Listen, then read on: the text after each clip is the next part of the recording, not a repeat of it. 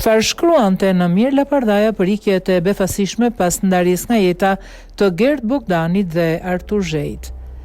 Gazetari Namir Lapardaja është ndarë nga jeta pas një arresti kardiak, duke lënë pas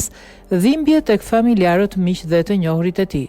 Namir Lapardaja kishte ndarë më parë reflektime të thella për ikjet e papritura që sot tingëllojnë si paralajmërim për brishtësinë e jetës. Në 18 shtator 2024, në ditën kur u nda nga jeta Gert Bogdani, si pasojë arrestit kardiak, ai shkruante: ikjet e befasishme nuk bëjnë që tjetër veç se forcojnë idenë se jeta është një shenjë vezulluese, një udhëtim me kohë dhe orë të përcaktuar, një piknisje që herët avon do të mbëri në destinacion, një përpjekje pa kuptim drejt diçkaje që është me afat skadence, por që merr kuptim vetëm nëse shenjat që lë, hapat që hedh, gjurmët që ndjek, rrugëtimi që bën, udhëhiqen nga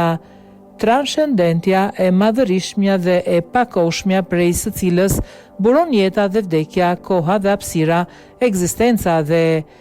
gjithçka që është pjesë e të njerëzishmes që prej fillimit paralajmëron fundin, prej lindjes vdekjen, prej jetës amshimin.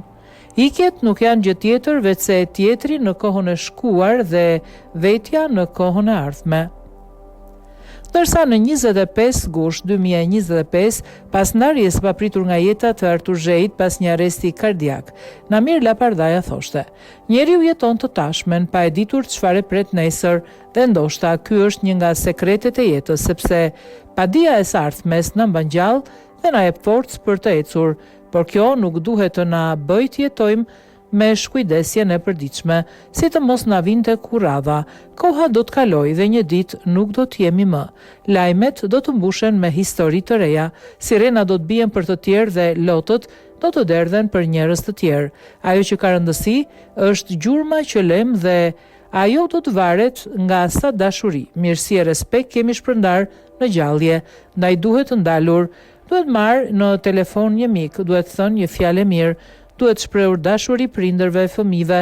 të afërmve dhe miqve, duhet kërkuar falje pa pritur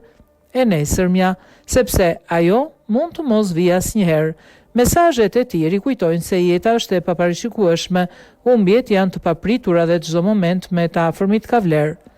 Reflektimi Namir Lapardas është një paralajmërim i fuqishëm se çdo ditë ka rëndësi dhe dashuria dhe respekti duhet shprehur ndërkohë që e kemi mundësinë.